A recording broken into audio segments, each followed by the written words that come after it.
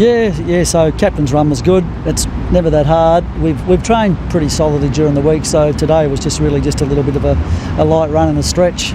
Didn't want to take any risk with going any harder than that. Everyone's fit and healthy, so I expect that we'll go in as selected. Yeah, he's in his 30s now, so sometimes the older guys, they don't do much at all on those sort of days. So I wouldn't read too much into that. Yeah, you'll have to wait and see until the team sheet comes out, but I'm pretty confident. And Robbo having a week in isolation didn't seem to affect him for the main session yesterday? No, he wasn't. He had COVID, obviously. He wasn't all that unwell, which is good. So he recovered from it very quickly. He trained on Wednesday on his own because he was out at that stage, and he trained on Thursday with the group and again today. So you probably don't know Robbo's history, but he usually misses a lot of training in the pre-season because he traditionally does calf injuries. So he hasn't missed any time at all this pre-season other than for the calf, so other than for the COVID. So I think he's probably in the best shape he's been coming into a season for a while, so he'll be okay. There seems to be a lot of that guys coming in best shape. The injury list is pretty short. The guys really fit, had good off seasons.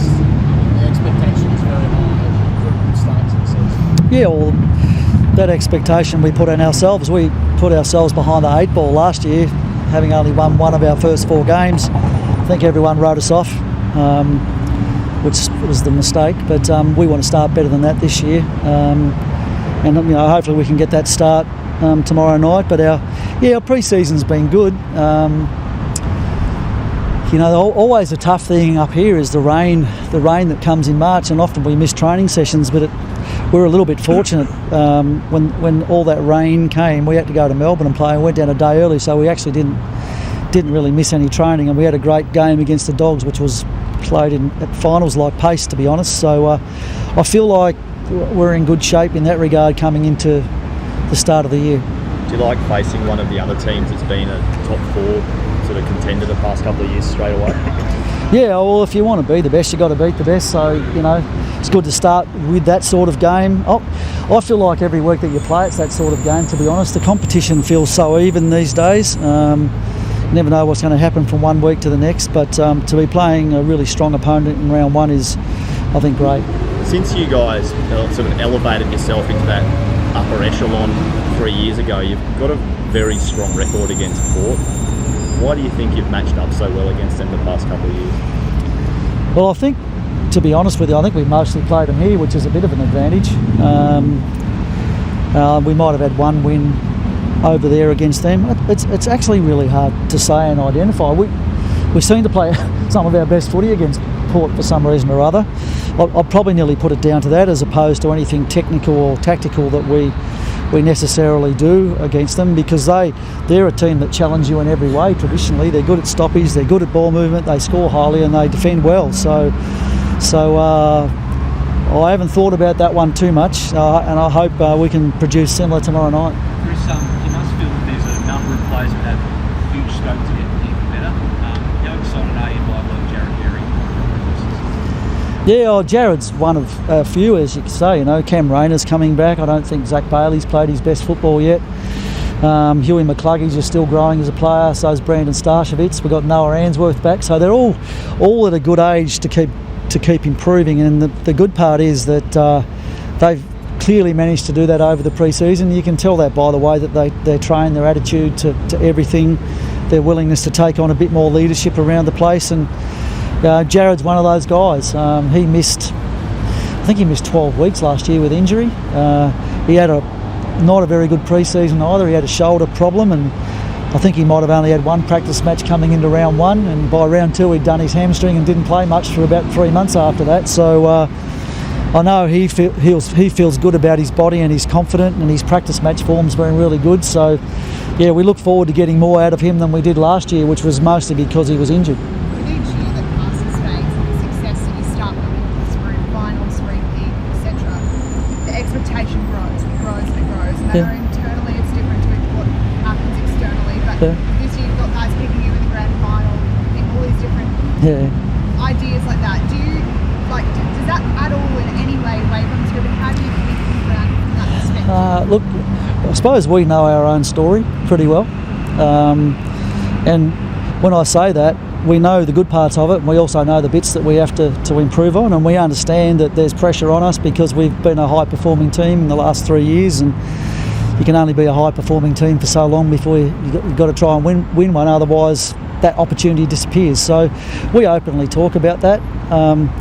We feel like every year over the last 5 since I've been at the club, we've grown as a club, and we feel like we've got all we need as long as you get a little bit of luck along the way, and with things like injury and COVID, that we can challenge hard. But gee, it's an even competition. I'm almost scared saying that, to be honest with you, but we feel good about ourselves, and we think we've built a great platform to launch this season. Do you look at other clubs, and generally it's very rare that teams don't have some sort of failure on the way to success?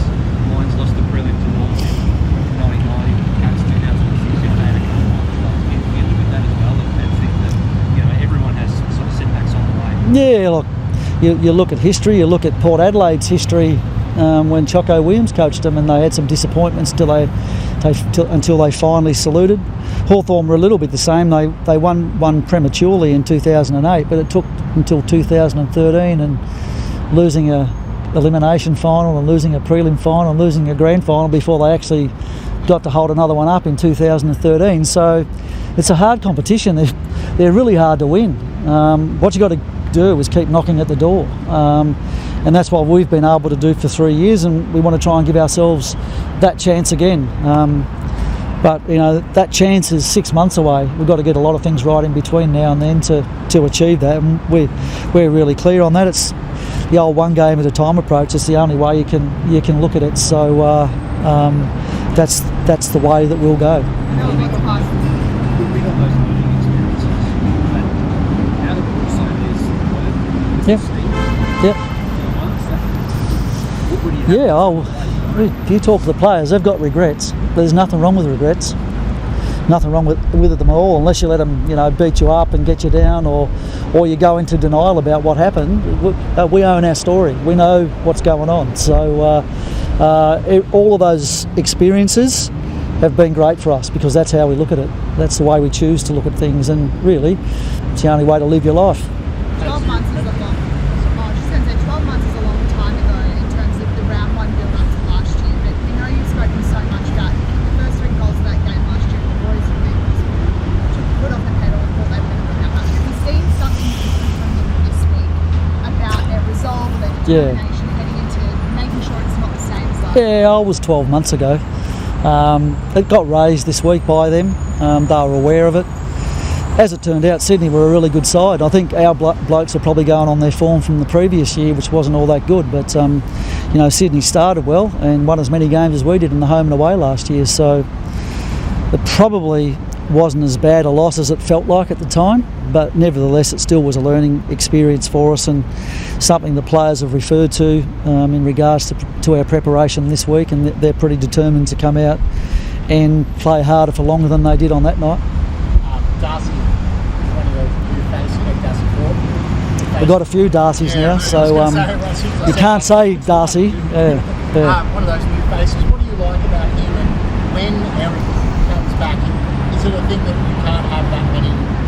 Can you play 2 big ruckers like him when you've got the other Gardner and you've got Icky and you've got Danaher? There's a lot of very, very tall men on the line. Yeah. Well, the second part to that question you asked, I'll worry about that when Eric comes back. I'm not thinking about that at the moment. In terms of what Darcy's brought to the table, he's a clever forward. He can mark the ball, but he's as a ruckman, his follow-up efforts and his ability to palm the ball is similar to Oscar's. And we also know that Oscar can be a handy forward at times as well. That's where he cut his teeth in our team, really, is second fiddle to Steph Martin. He spent 90% of the time in the forward line. So right now we feel really fortunate to have those guys both playing for us. We know that if one goes down, the other one can go equally as well. And as I said, we'll sort the Eric Hipwood thing out when it happens. So hopefully it's a big problem, which means that both those guys have been going well. Chris, one bloke he doesn't get too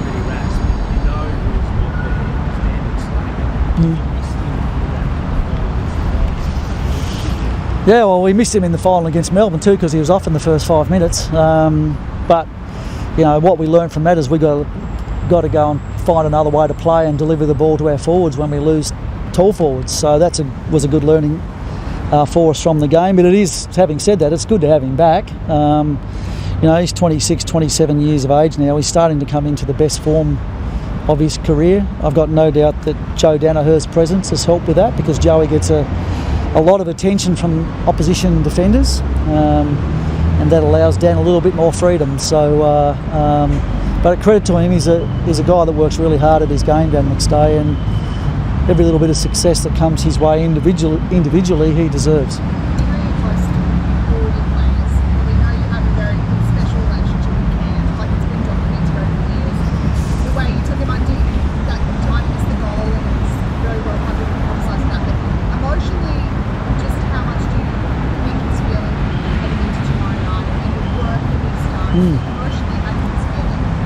I think he's excited about playing. You know, he had a hit out a couple of weeks ago against Adelaide at the ground where he did his knee, which was a bit of a sort of a traumatic day for him. Most guys that do their knees don't particularly like going back to the old venue where it happened, but he got through that game and he played well.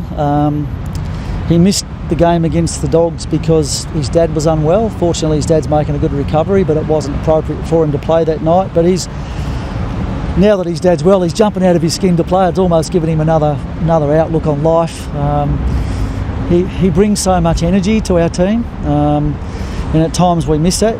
Both he and Eric Hipwood both bring that, so it's good to have that back. He's worked really hard on his rehab. Look, if there's a good thing about doing a knee in the pre-season is that you've got 12 months before the next season starts. So he's been able to do a great rehab, and he has full confidence in his knee. And I think when all these bits and pieces of adversity come along, you grow as a person as a result. And I think he's done that. And you know, all he's got to do tomorrow night is play his role. He doesn't have to, play the house down. Just got to play his role, and we'll be happy with that. So I'm just thinking about the thing you said earlier about Port Adelaide and the early 2000s. Do you think the last sort of 20 years you've gone from one dynasty to another, the Lions, the Cats, the Hawks, the Tigers? Do you look at that Port team and think, one of the great teams of the early 2000s, but they really only got that one crack? Same with Essendon, a team that dominated for 3 or 4 years around that time. Won one premiership. Yeah, that's how it works. You just got to keep knocking at the door. The teams that, we've been spoiled a little bit lately. Probably Hawthorn won 3 in a row, and Richmond won 3 out of 4. It's probably pretty unusual in the history of the game. Different teams bob up at different times. If you're talking about the window to win one, is that what you're talking about? No, I just I guess we've been spoiled by dynasties, so everyone thinks a good team needs to win 2, 3, 4 premierships. No, they only need to win one. Even making it's a great effort. So no, they're very hard to win. The competition's structured so that you're meant to get an opportunity once every 18 years. No, you don't take those opportunities for granted, and that's what we're striving for. So as is every other team. As Charlie was saying yesterday, the different mindset, going to push further up the field, trying to run his opponent's ragged. Is that something he spoke about, or that's just his own? Oh, no. Well, the improvement in individual players is always a conversation between that player and the coach, and it's not one way. It's usually 2 ways. They have their own ideas about how they can get better, which we've always listened to, and that's the case with Charlie.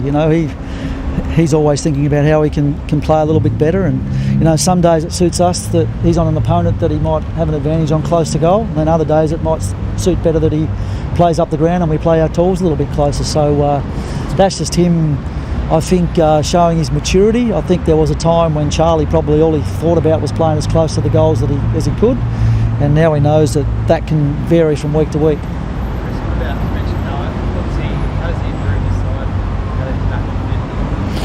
Oh, he's a bit like Cam, I suppose, in a way. He's tough.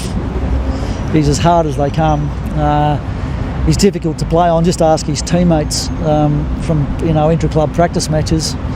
Young Kai Lohman, who we just drafted, he came off the ground one night and said, "That's the hardest game I've ever played against anybody." He just wouldn't stop banging into me and competing with me, and That's Noah to a T. It's been a pretty tough 12 months for him, basically not playing footy, but he's used the time well. His body, and particularly his core strength, which is what he needed to improve, is really high level now, and he's had a full pre-season and very much looking forward to the opportunity to go out and play with his teammates tomorrow night.